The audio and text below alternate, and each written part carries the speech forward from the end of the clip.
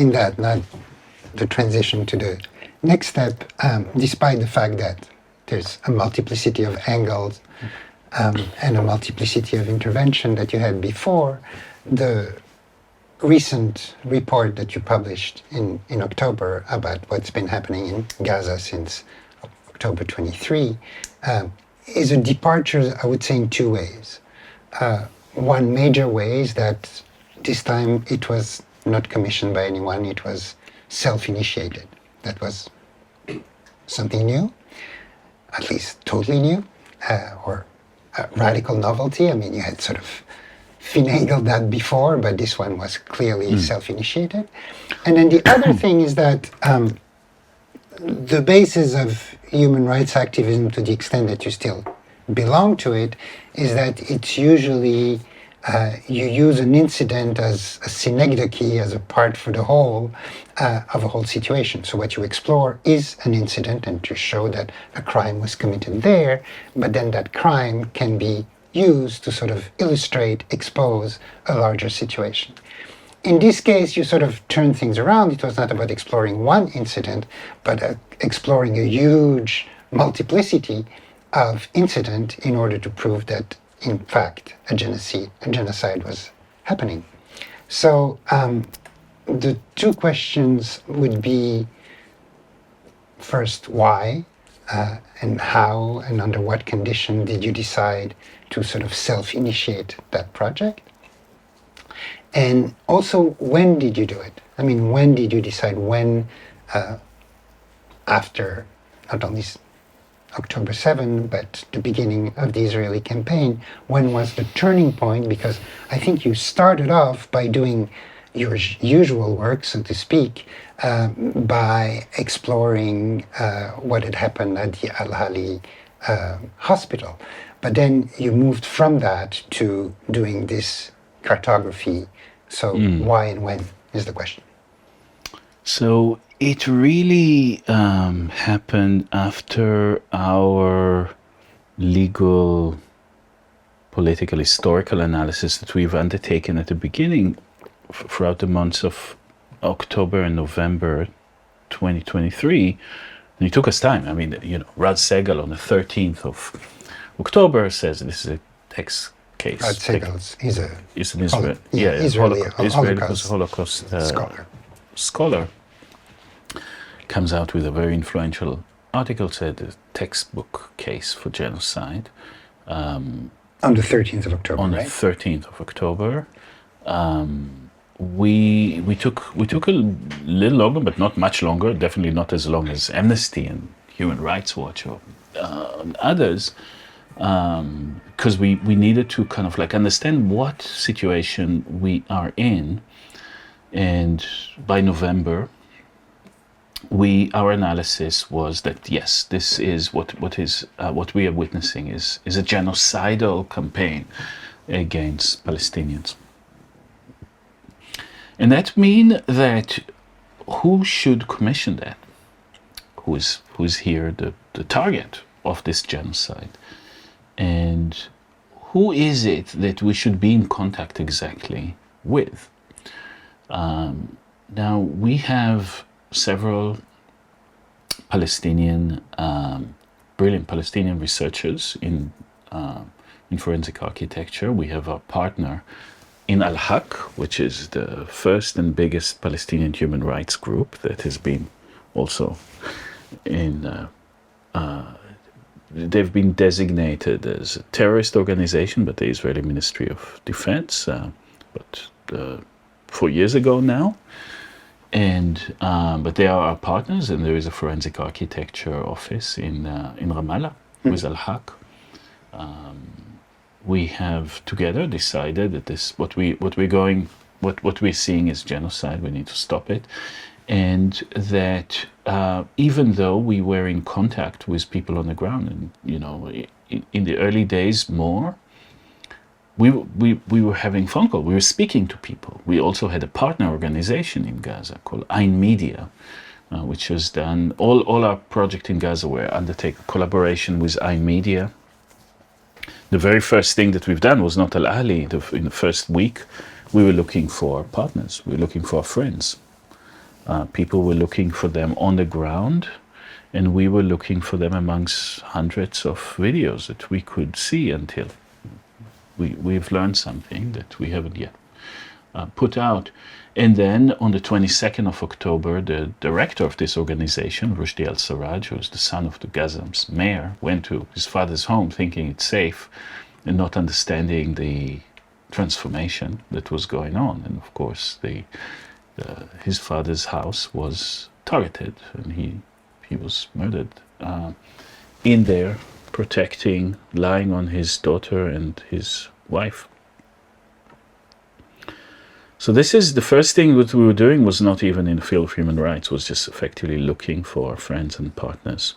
We were all gutted, we were disoriented, we were in enormous pain and shock. And then slowly we have also decided that just being in contact with people, journalists are being targeted, people that were uploading things were being targeted. We thought it's too dangerous to actually take testimonies that are not already out in the public domain. So we did two things. One is that we understood that in this genocide, physicians, doctors, medical professionals are the witnesses, and that we would talk to, because they were going in and out. And a lot of physicians, before going to Gaza, were stopping by Forensic Architecture office and asking us, how do we collect evidence? And we did several kind of training sessions. We talked about it, and they were sending us things when they came out, and we were talking about, keeping the camera on, recording the audio, and rather than going with the camera to train the camera on things, just keep the audio on. We can do a lot with the audio. Just keep it on. It's also not so much data, and pragmatically it was much better.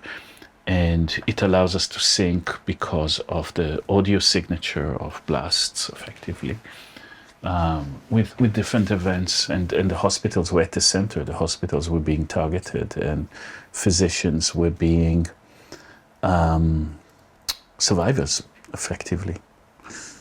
It was interesting because a lot of our work in conceptualization of the politicization of testimony came from kind of an older work that I've done for the Least of All Possible Evil, and with our common friend Ronnie Brauman, on medical testimony and the way in which medical testimony, particularly here in France with Doctors Without Borders, was kind of the hinge of a certain transformation in the human rights movement, in which physicians were not being neutral.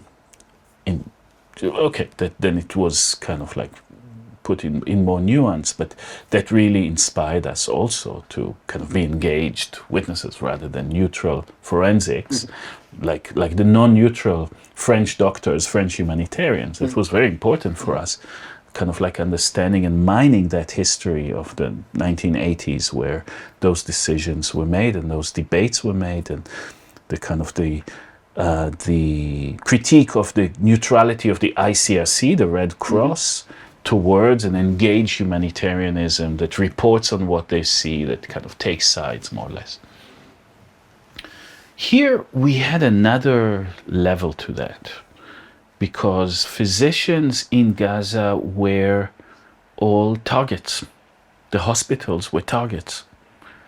The hospitals were also some kind of temporary refugee camps, and so they became central nervous system, because people came from all over Gaza. When Gaza was under the most intense bombardment in the history of aerial warfare, people crowded to the hospital thinking that Israel will not bomb the hospitals.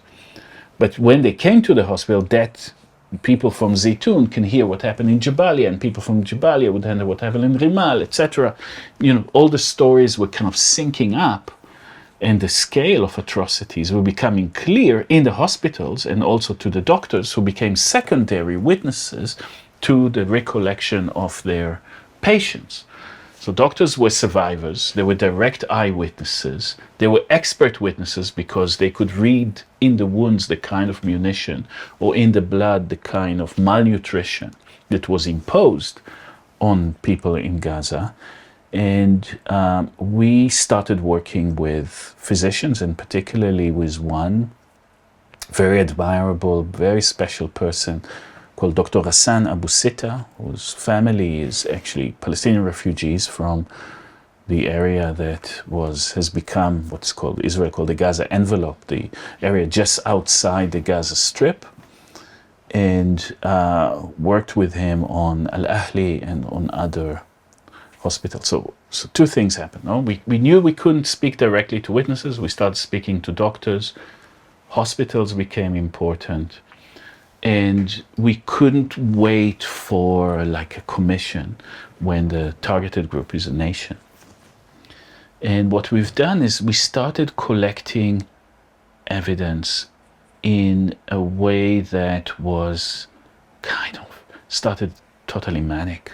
Every video that was uploaded that existed, either in online or in Al Jazeera, or by that time we were pretty well known also in Gaza and across Palestine, so people were sending us directly videos. Each video that we were seeing went into a database. Each one went through a process. Each one was verified.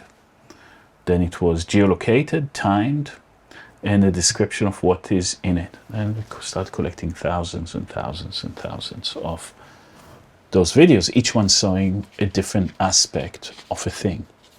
And of course, that when your analysis of what you're experiencing is genocide, unlike in human rights violation cases or war crime cases, is not incident-based. When it's a notion of patterns, which is crucial to you. Yeah. So in the a war crime is a bombing of a place where it's not a military site. No, this is the category of distinction. Under the category of proportionality, an incident analysis would say, oh, are there too many? What was too many? No, that kind of lesser evil argument. No, are too many civilians being killed in relation to the significance of that target. So that is the traditional human rights and international humanitarian law war crime analysis. In genocide, you need to look at what it all adds up to. All those atrocities that are happening, do they add up to an image of a designed campaign for destruction under the special intent that genocide requires, the intent to destroy people in whole or in part, or any protected group in whole or in part? And the way to understand it is not really to just look at the evidence, but at relation between evidence. So, in fact, it's become a meta process. It's evidence about evidence. And you need to collect enormous amount of data points, but it's not each data point which matters, is whether a destruction of a field in Gaza is related to a destruction of a aid convoy happening at the same time, at the same space, joining together to aggravate famine. And this is what we were doing, collecting, classifying, and then, of course, the work, we were publishing it, and the amazing legal team of South Africa that already in December was putting up a petition to the ICJ, the International Court of Justice, for provisionary measures, which is the only way you can do it, is if you prove that a genocide is possibly happening, that then the court would take your claim, because then when the genocide is happening, the court need to assemble very fast and render its judgment.